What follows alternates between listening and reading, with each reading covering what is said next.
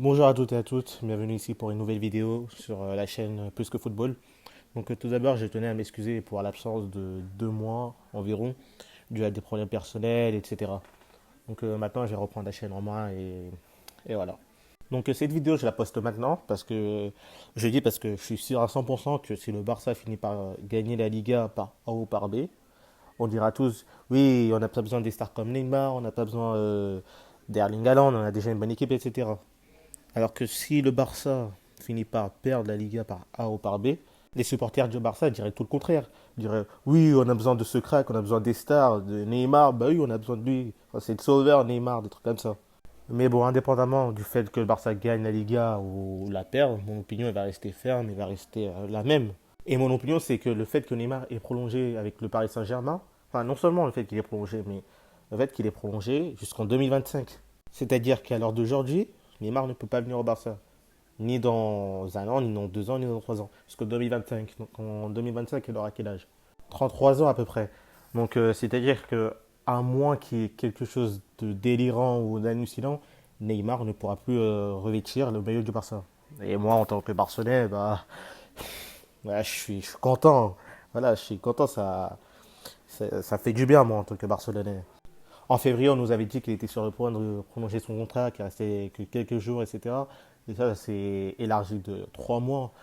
Donc c'est évident, c'est plus qu'évident que Neymar, il attendait le Barça et il y a eu des conversations, il y a eu des contacts.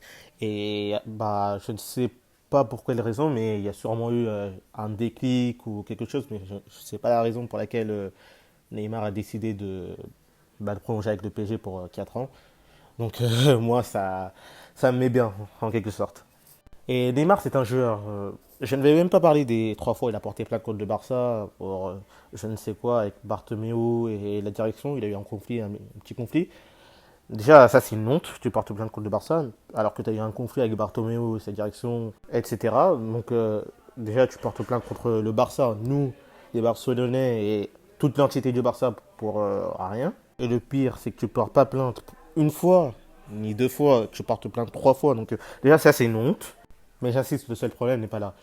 En 2017, déjà, il s'est moqué du Barça en 2017 en faisant croire qu'il allait rester avec la photo de Sekeda avec Piqué. Vous l'avez tous vu. Il a joué avec le Barça tout l'été en faisant croire qu'il allait rester, ensuite qu'il allait partir, alors que lui-même, il savait déjà qu'il allait partir dès le mois de mai. Malgré ça, il a continué à faire des va-et-vient à Barça, à Paris, des trucs comme ça. Ensuite, il est parti en faisant le guignol. Il s'est moqué littéralement du Barça. Il a dit comme quoi c'était la faute de la direction de Bartomeu, qu'il avait eu des conflits avec eux, etc. Et moi, je ne suis pas un défenseur de Bartomeu, ça c'est sûr, c'est clair ça. Mais ce qu'il ne faut pas faire, c'est être hypocrite. Neymar, ça a été le joueur le plus bénéficié par Bartomeu, même plus que Messi. Il y a eu une prolongation de contrat chaque année depuis qu'il est arrivé, depuis 2013-2014. Il a été plus amadoué que Messi au sein du club, que ce soit par la direction, par la presse, la presse espagnole et mondiale. Donc je ne vois pas où est-ce qu'il y a eu le conflit avec Neymar. Et lui, il a toujours été bénéficié de ce côté avec Bartomeu.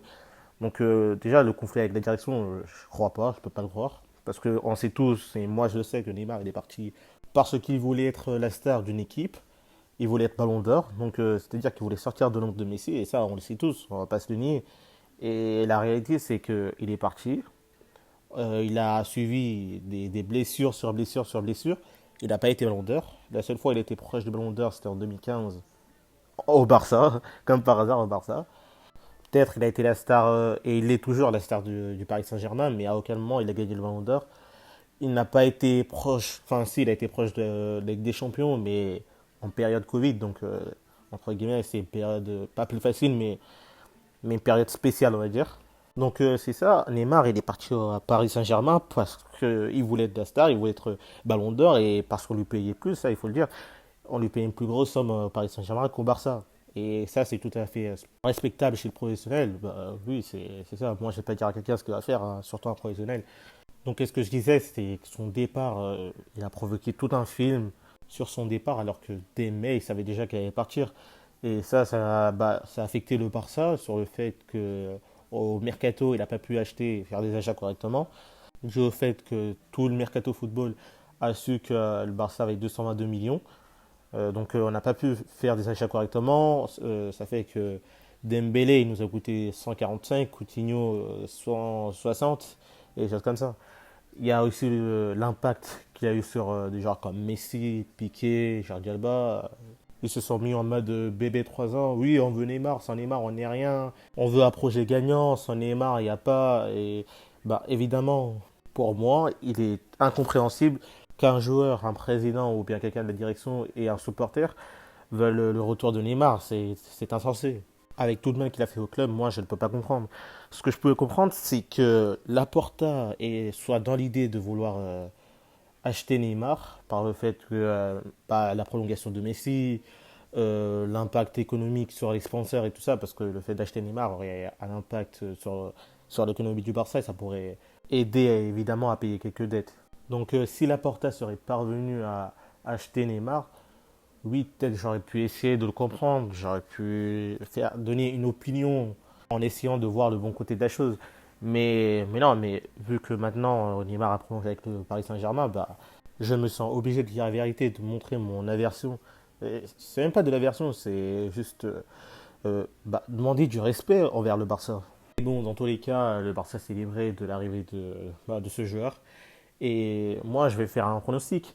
Tout d'abord, si Neymar avait fini par venir, j'aurais fait une vidéo en disant le bon côté des choses, comme j'ai dit tout à l'heure. J'aurais dit comme quoi il lui reste encore une année ou deux, et encore je suis gentil quand je dis deux, parce que je pense vraiment pas, une année ou deux de football avec l'illusion de rejouer au Barça, comme il dit qu'il aime le Barça, etc. De rejouer avec Messi parce qu'il a dit c'est ce qu'il voulait. Et voilà, ma sensation c'est que lui, il lui reste une année de football, et on va dire deux, mais deux c'est très très difficile. Mais au-dessus de ça, c'est absurde. C'est absurde de penser que Neymar va tenir encore 3 ans, 4 ans. C'est complètement absurde. C'est pas possible. Parce que c'est clairement un joueur qui est en décadence, un joueur qui va finir par couler dans pas longtemps. Clairement, avec les fêtes, le nombre incalculable de blessures et le fait qu'il ne s'intéresse pas au football et des petits trucs comme ça, ça va le faire couler à un moment ou à un autre. Mais par contre, l'année prochaine, la saison prochaine, avec la Coupe du Monde et tout ça, je suis sûr à 100% que Neymar fera une très très bonne saison. Surtout par rapport à celle-ci, parce que celle-ci c'était une saison. Les chiffres ils sont très pauvres. Là, si je tire de mémoire, je crois, il est à 7 buts ou 9 buts et 4 passes décisives, un truc comme ça. Et ces chiffres restent faibles. Oui, il est arrivé en demi-finale de la Ligue des Champions, certes, mais le foot c'est avant tout un sport collectif. Donc il n'est pas arrivé là où il est arrivé tout seul. Donc c'est un joueur que d'ici 2 ans, enfin, le Paris Saint-Germain a eu ses raisons pour le prolonger. Peut-être que c'est parce que Kylian Mbappé il a mis sa condition pour qu'il reste, ou bien parce qu'ils veulent assembler Messi et Neymar au Paris Saint-Germain. Peut-être que le Paris Saint-Germain va réussir à faire signer Messi, on ne sait pas. Et quand tu penses à long terme et tu te dis Neymar, en vrai, tu penses que Neymar va réussir à se maintenir ou à évoluer ou quelque chose d'ici 2025, c'est logique et par carrière, par évolution, par tout ce qu'il a parcouru et tout ça, littéralement non. Littéralement, mais littéralement non. Ou peut-être c'est moi qui me trompe et il va faire une bonne année, une deuxième bonne année, troisième, quatrième et il va être à un niveau spectaculaire jusqu'au 40. Et la sensation que moi j'ai et que beaucoup on a, c'est que Neymar, c'est que chaque année qui suivra, il ira de moins en moins. Et j'insiste, l'année prochaine, pas tant que ça, parce qu'il y a la Coupe du Monde. Et on sait que la Coupe du Monde pour les Brésiliens, c'est quelque chose d'important. Et pour lui, parce que à la Coupe du Monde 2014, il y a eu quoi? Il y a eu le 7-1 et en plus il était blessé. En 2018, ils sont fait éliminer, je crois, par la Russie. Et il a été blessé aussi, je ne sais plus. Mais voilà, quoi, la Coupe du Monde, c'est quelque chose d'important pour les Brésiliens. Et pour Neymar aussi, bien évidemment. Mais après la Coupe du Monde, d'ici 2 ans, je dois vraiment croire que Neymar, avec l'application qu'il a montré au PSG, il va vraiment rester au top niveau. Enfin, c'est à voir, mais voilà, quoi, les sensations sont là.